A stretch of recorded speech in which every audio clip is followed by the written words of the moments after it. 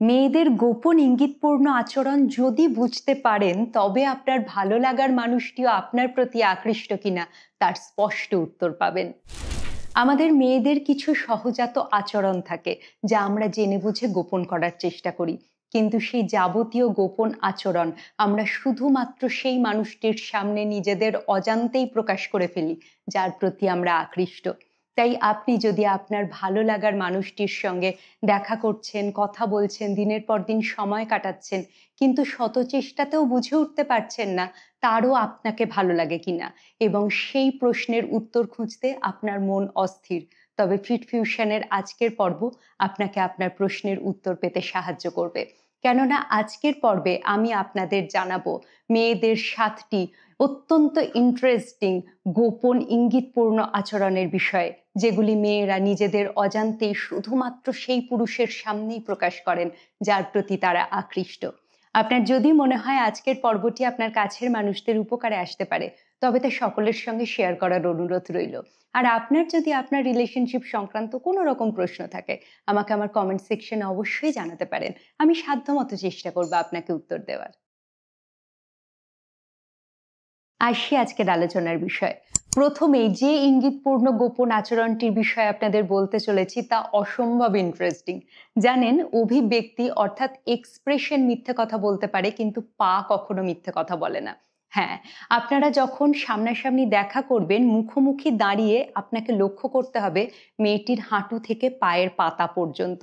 কেননা মুখোমুখি দাঁড়ানোর সময় মেয়েটির আপার বডি পার্ট যদি আপনার দিকে সোজাসুজি থাকে এবং হাঁটু থেকে যে কোনো একটি পায়ের পাতা কোনো একটি সাইডের ডিরেকশনে থাকে, তাহলে বুঝতে পারবেন মেয়েটি সেই মুহূর্তে সেখান থেকে চলে যেতে চাইছেন।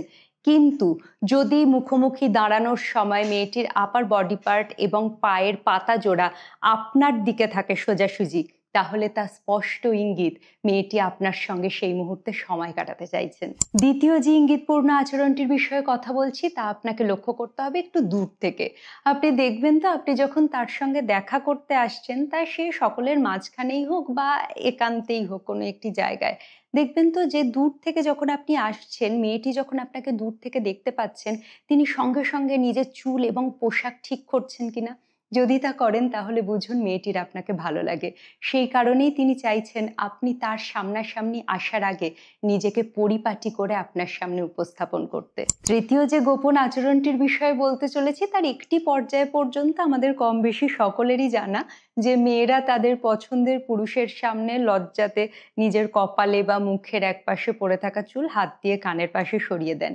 কিন্তু এইবার যে ইন্টারেস্টিং পয়েন্টটি বলতে চলেছি, আপনাকে লক্ষ্য করতে হবে মেয়েটি চুল সরানোর সময় গলার একদিকের অংশ উন্মুক্ত রাখতে চাইছেন কিনা।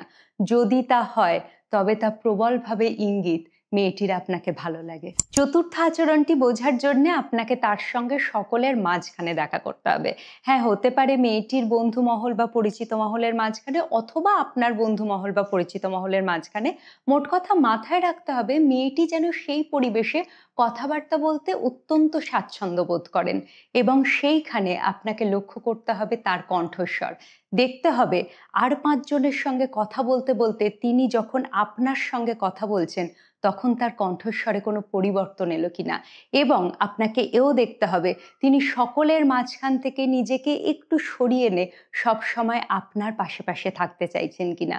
যদি এই দুটি বিষয় লক্ষ্য করেন, তাহলে নিশ্চিত থাকুন মেয়েটির আপনাকে ভালো লাগে। পঞ্চম গোপন আচরণটির বিষয়ে বলি। মেয়েরা যে পুরুষের প্রতি আকৃষ্ট হন, সেই পুরুষ যদি অন্য কোনো মেয়ের সঙ্গে কথা বলেন, মেয়েরা অসম্ভব ঈর্ষা করেন।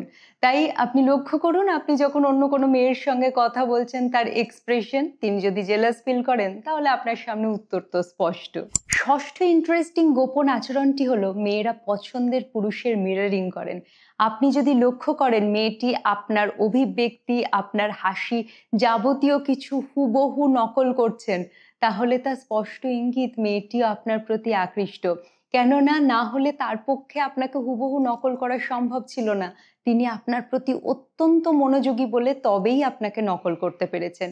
আর মনোযোগী আমরা কার প্রতি হই? যার প্রতি আকৃষ্ট শুধুমাত্র তার প্রতি।